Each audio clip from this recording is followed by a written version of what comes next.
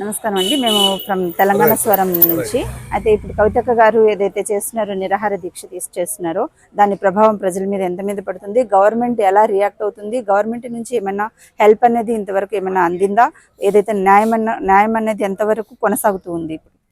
దాదాపు 15 రోజులుగా వెలుగుమట్టలో 600 కుటుంబాల పైచిలకు వాళ్ళు అక్కడ వాళ్ళ ఇండ్లు కోల్పోయి ఉన్నారు. ప్రభుత్వం ఆ భూదాన్ భూముల లోపల నివసిస్తున్నటువంటి దాదాపు 2012 నుంచి కూడా వాళ్ళందరూ అక్కడ ఉన్నారు. వాళ్ళు అట్లాంటి కుటుంబాలన్నింటిలో మీద వీళ్ళు దాడి చేసి బుల్డోజర్లతో ఆ ఇండుగుల కొట్టి వాళ్ళని రాత్రి కొడిపిల్లల్ని బయటపడేసినట్టు పడేస్తే తెలంగాణ ఏ పార్టీలు చాలా పార్టీలు పోయి వచ్చినాయి. వెలుగుమట్లకు కానీ లేదా వాళ్ళు ఉంటున్నటువంటి అంబేద్కర్ భవన్లో కానీ చాలా పార్టీలు పోయి వచ్చినాయి. కానీ ఎవరు కూడా అక్కడ ఏదో అంటే లిప్ సింపతి తప్ప వాళ్ళ పోరాటము వాళ్ళ తరపున నిలబడి కొట్లాడిన వాళ్ళు ఎవరు లేరు. కవితక్క గారు మొన్న పోయిన తర్వాత అక్కడ ర్యాలీ చేయడం జరిగింది. తర్వాత నిన్న ఉదయం మొన్న రాత్రి అక్కడ నిరాహార దీక్ష చేయడం జరిగింది. ఆ ర్యాలీ కూడా మొత్తం ఖమ్మం నడిబొడ్డున ఒక భారీ ర్యాలీ తీసి 6 గంటల పాటు అక్కడ నగరం మధ్యలో కూర్చున్నారు. అంబేద్కర్ సెంటర్ లోపల మొత్తం దిగ్బంధనం చేయడం జరిగింది. దాని తర్వాత విడుదలైన తర్వాత అరెస్ట్ చేశారు. విడుదలైన తర్వాత మళ్ళీ అంబేద్కర్ భవన్ లోపల బాధితులతో కలుపుకొని నిరాహార దీక్ష చేయడం జరిగింది. నిన్న ఉదయం 6 గంటలకు దాదాపు 500 పైచిలకు పోలీసులు వచ్చి కవితక్క గారిని అరెస్ట్ చేసి హైదరాబాద్ తీసుకురావడం జరిగింది. కవితక్క గారు, విశారదన్ మహారాజ్ గారు ధర్మ సమాజ్ పార్టీ అధ్యక్షులు, వారు ఇద్దరు కూడా ఈ కార్యక్రమం అంతా కూడా చేయడం జరిగింది. అవి భూదాన్ భూముల మీద నిజానికి ప్రభుత్వానికి హక్కు లేదు.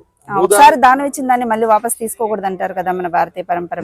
వాళ్ళు తీసుకోవట్లేదు. ఇచ్చిన దాతలు బానే ఉన్నారు. ఇచ్చిన దాతలు చాలా పెద్ద హృదయంతో ఇచ్చిండ్రు, ఉదారవాదంగా ఇచ్చిండ్రు. ఈ దొంగలు ప్రభుత్వం తీసుకుంటుంది మధ్యలో. దాతలు లేరు, దాతల వారసులు కూడా అడగట్లేదు. అవి భూదాన్ బోర్డుకు గవర్నమెంట్ కదా ఒకసారి ఎవరు వచ్చినా కూడా ఎవరు గవర్నమెంట్ భూదాన్ భూములు గవర్నమెంట్ లాక్కునే హక్కు లేదు. నిజానికి చట్టపరంగా కూడా భూదాన్ భూములకు భూదాన్ ట్రస్ట్ బోర్డు ఉంటది. వాళ్ళు ఇస్తారు, సర్టిఫికెట్లు ఇస్తారు. ఆ సర్టిఫికెట్ తీసుకుని ఉండొచ్చు. సేమ్ మన ప్రైవేట్ వ్యక్తి దగ్గర ఎట్లా కొనుక్కుంటామో వాళ్ళ దగ్గర నుంచి తీసుకోవచ్చు. కాకపోతే వాళ్ళు అమ్మరు, ఉచితంగా ఇస్తారు పేదలకు. అవి పోయి గవర్నమెంట్ కూలొచ్చిన ఎంత న్యాయం? ఆ 2 హైవేలు వచ్చినాయి అక్కడికి, నాగ్పూర్ టు విజయవాడ ఒకటి, ఇంకోటి విశాఖపట్నంకి ఒకటి. 2 హైవేలు వచ్చినాయి. అక్కడ ధరలు పెరిగినాయి. పక్క కలెక్టరేట్ ఉన్నది. ఆ పెరిగిన భూముల ధరల మీద ఈ గద్దల కన్నుబడి ఆ పేదలను అక్కడ నుంచి తరిమేయాలని చూస్తున్నారు. మొత్తం 62 ఎకరాలు ఉన్న భూమిలో 30 ఎకరాలు వీళ్ళు ఉన్నారు. ఇంకా 30 ఎకరాలు ఎవరిది ఉందో కలెక్టర్ చెప్పట్లేదు. అవి ఎవరికి ఇస్తారు? ఆ 30 ఎకరాలు ఎవరికి ఇచ్చే ఉద్దేశంలో ఉన్నదో తెలియదు. ఈ ఖాళీ చేస్తున్న 30 ఎకరాలు మళ్ళీ ఎవరికి ఇస్తారో తెలియదు. ఈ రోజు దాకా కేవలం అమ్ముకోవడం కోసమే అది వాళ్ళని ఖాళీ చేస్తున్నారా? అమ్ముకుంటారా, దాన్ని ఇంకేదైనా కమర్షియల్ పర్పస్ కు వాడుకుంటారా తెలియదు మనకు. అది ఇప్పుడు ఆ దాతలు ఇచ్చింది ఎవరి కోసం, ఆ దాతలు ఎందుకు ఇచ్చారన్నది భూదాన్ ఉద్యమం వినోబా భావే గారు ఎందుకు స్టార్ట్ చేసారో తెలుసుకోవాలి. పోచంపల్లి గ్రామం లోపల వినోబా భావే గారు స్వతంత్రం వచ్చే సమయం లోపల వాళ్ళందరూ గాంధేయవాదులు. చాలా మందికి పేదలకు మేలు జరగాలని చెప్పి ఉదారంగా అప్పుడు ఉన్న వాళ్ళందరూ భూములు ఇచ్చిండ్రు. ఆ ఇచ్చిన భూములు పేదలకు దక్కాల్సింది పోయి మన తుమ్మల కొడుక్కో పొంగులేటి తమ్ముడుకో ఇవ్వడానికి కాదు. అది పేదలకు దక్కడానికి దానం ఇస్తే ఆ దానం ఇచ్చిన దాని మీద వీళ్ళు తీసుకోవడం ఎంత దుర్మార్గం. ప్రజల పరిపాలన తీసుకొస్తా అని చెప్పి ఎలా పూనుకోగలిగారు వాళ్ళు? అంటే ఇంత పెద్ద అన్యాయం చేయడానికి ముందు కూడా గవర్నమెంట్ ఒక్కసారి అధికారం మదం తలకెక్కితే ఇట్లనే ఉంటదమ్మా. ప్రజలందరూ దాన్ని వంచడం ఖాయం. ఇట్లాంటి ఎంతో మంది నిరంకుశ రాజులు వచ్చి కాలగర్భంలో గడిచిపోయిండ్రు, వీళ్ళు గడిచిపోతారు. ఖచ్చితంగా ప్రజలు బుద్ధి చెప్తారు. కవితక్క గారు దీక్ష ఏదైతే కొనసాగిస్తా ఉన్నారో ఇప్పుడు నిన్న వాళ్ళు 15వ తేదీ వరకు టైం ఇచ్చారు. నిజానికి క్యాంప్ లోకి వెళ్ళిన వాళ్ళకి నాకు చెప్పారు 15వ తేదీ వరకు మీరు ఆగండి అమ్మా, మీకు ఏదో ఒకటి చేస్తామని చెప్పారు. నిన్న పొద్దున అక్కను అరెస్ట్ చేసి హైదరాబాద్ తీసుకొస్తే సమస్య పోతుంది అనుకున్నారు.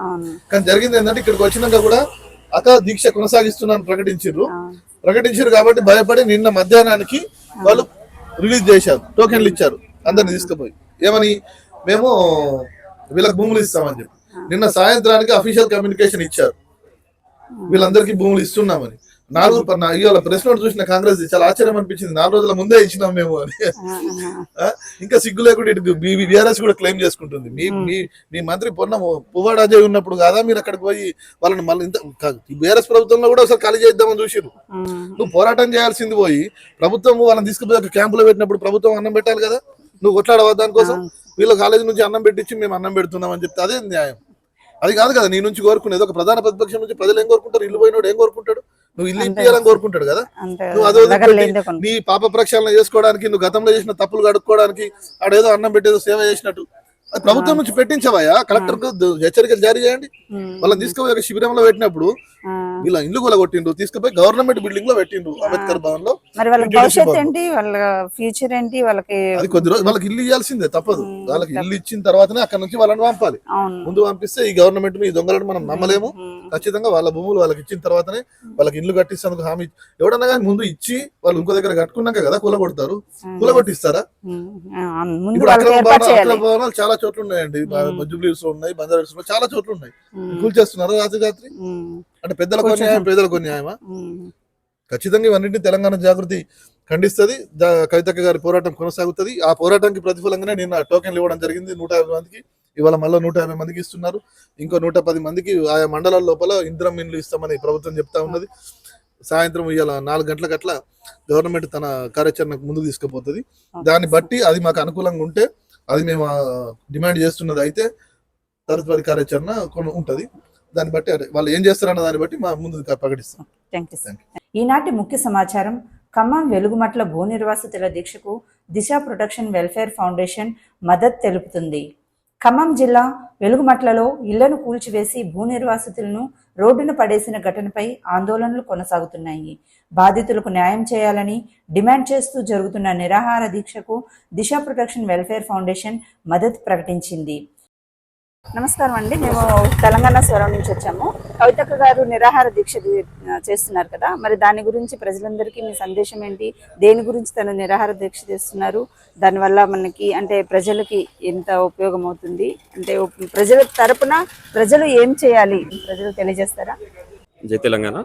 మరి ఏదైతే తెలంగాణ రాష్ట్రంలో ఉన్నటువంటి కాంగ్రెస్ ప్రభుత్వం అధికారంలోకి వచ్చిన నాటి నుంచి మరి బడుగు బలహీన వర్గాలు పేద ప్రజల యొక్క ఇండ్లను కూలగొట్టే లక్ష్యంగా వారి ప్రభుత్వం ముందుకు సాగుతుంది. మరి అందులో భాగంగానే ఖమ్మం జిల్లాలో వెలుగుమట్ల గ్రామంలో ఏదైతే భూదాన్ భూములు ఉన్నాయో పేద ప్రజలు అక్కడ చాలా సంవత్సరాలు నివసిస్తూ ఉన్నారో ఆ యొక్క నివసించే పేద ప్రజల యొక్క భూములను కనీసం వాళ్ళకు ఎటువంటి నోటీసులు జారీ చేయకుండా వాళ్ళకు ప్రత్యామ్నాయంగా ఇలాంటి ఇల్లు కూడా కట్టించి ఇవ్వకుండా అన్యాయంగా వారిని ఇంటి నుంచి బయటికి వెళ్ళగొట్టడమే కాకుండా తీవ్ర అన్యాయానికి గురి చేస్తూ వాళ్ళని ఇబ్బందులకు గురి చేస్తూ ఉన్నారు. మరి ఇదంతటిని తెలంగాణ రాష్ట్రం కూడా యావత్ తెలంగాణ ప్రజానీకం కూడా గమనిస్తుంది. మరి ఇందులో భాగంగానే వారికి న్యాయం చేయాలనే ఒక ఉద్దేశం కొద్ది కవితక్క గారు వారికి మద్దతుగా అక్కడికి వెళ్ళి వారి మద్దతు తెలియజేయడంతో పాటు తెలంగాణ రాష్ట్ర ప్రజలకు ఏదైతే బడుగు బలహీన వర్గాలు ఉన్నారో వారిని వారి యొక్క ఇండ్లను కూలగొడుతూ ఉన్నారో వారికి మద్దతు తెలియజేస్తూ అక్కగారు నిర్ణయం తీసుకొని అక్కడ దీక్ష కూడా చేయడం జరిగింది. ఈ దీక్షకు యావత్ తెలంగాణ ఉన్నటువంటి సబ్బండ వర్ణాలు మద్దతు తెలియజేయడంతో పాటు తెలంగాణ జాగృతి నుంచి మేము మద్దతు తెలియజేస్తూ ఉన్నాము. అలాగే ఈ కవితక్క గారు తీసుకున్న నిర్ణయంతో దిగొచ్చినటువంటి కాంగ్రెస్ ప్రభుత్వం కూడా 300 టోకెన్లు ఇచ్చి 300 మందికి మేము న్యాయం చేస్తామని చెప్పడం జరిగింది. 300 మందికి న్యాయం 300 టోకెన్లు ఇవ్వడం కాదు, యావత్ అక్కడ ఎంతమంది అయితే ప్రజలు నివసిస్తున్నారో వారందరికీ కూడా న్యాయం చేయాలని చెప్పేసి కవితక్క గారు దీక్షకు కూడా కూర్చోవడం జరిగింది. ఏదైతే తెలంగాణ రాష్ట్రంలో ఉన్నటువంటి కాంగ్రెస్ ప్రభుత్వంతో పాటు దేశంలో ఉన్నటువంటి మోడీ ప్రభుత్వం అధికారంలోకి వచ్చినప్పటి నుంచి ఏదైతే కార్మికులు ఉన్నారో ప్రభుత్వ రంగ సంస్థలను ప్రైవేటీకరణ చేస్తూ వాళ్ళు అంబానీ అదానీలకు కొమ్ము కాస్తూ అంబానీ అదానీల యొక్క లక్ష్యమే వారి యొక్క అభివృద్ధి, దేశం యొక్క అభివృద్ధిగా మోడీ ప్రభుత్వం భావిస్తూ ఉన్నారు. కేంద్రంలో ఉన్నటువంటి మోడీ ప్రభుత్వం కూడా పేద ప్రజలను అలానే కార్మికులను వారికి పూర్తిగా వైఫల్యం చెందింది. అదే తెలంగాణ రాష్ట్రంలో కాంగ్రెస్ ప్రభుత్వం కూడా కాంట్రాక్టర్లను బలపరచడానికి, కాంట్రాక్టర్లను వారి అభివృద్ధి చేయడానికి పేద ప్రజలకు తీవ్ర అన్యాయం చేస్తూ ఉన్నారు. అటు మోడీ ప్రభుత్వంతో పాటు రాష్ట్రంలో ఉన్నటువంటి రేవంత్ రెడ్డి ప్రభుత్వం కూడా తెలంగాణ రాష్ట్రంలో అటు కేంద్రంలో మోడీ ప్రభుత్వం తీవ్రంగా విఫలమైందని చెప్పేసి నేను ఈ సందర్భంగా భావిస్తూ ఉన్నాను. Thank you sir. అయితే ఇప్పుడు ఇంత పెద్ద అన్యాయానికి వాళ్ళు ఒడిగట్టారు కదా, మరి దాని నుంచి గవర్నమెంట్ కానీ ప్రజలు కానీ ఇంతవరకు ఏమి రియాక్షన్ ఎందుకు అవ్వలేదు? ఇంత పెద్ద అన్యాయం అంటే దీనికి వెంటనే రియాక్షన్ అనేది గవర్నమెంట్ తరఫు నుంచి ఉండాలి కదా. ప్రభుత్వం అధికారంలోకి వచ్చినప్పటి నుంచి హైడ్రా పేరుతోని ఈ భూములను ఏదైతే వాళ్ళు కట్టుకున్నటువంటి ఇండ్లను కూలగొట్టడం లక్ష్యంగా వాళ్ళు ముందుకు సాగుతూ ఉన్నారు. తీవ్రంగా అన్యాయానికి పేద ప్రజల ఇండ్లను కూల్చేసి తీవ్ర అన్యాయానికి గురి చేస్తూ ఉన్నారు. అక్కడ ఉన్నటువంటి ప్రజలు కూడా తీవ్రంగా ప్రభుత్వాన్ని వ్యతిరేకిస్తూ వారి యొక్క నిరసన గలాన్ని కూడా వినిపించడం జరుగుతుంది.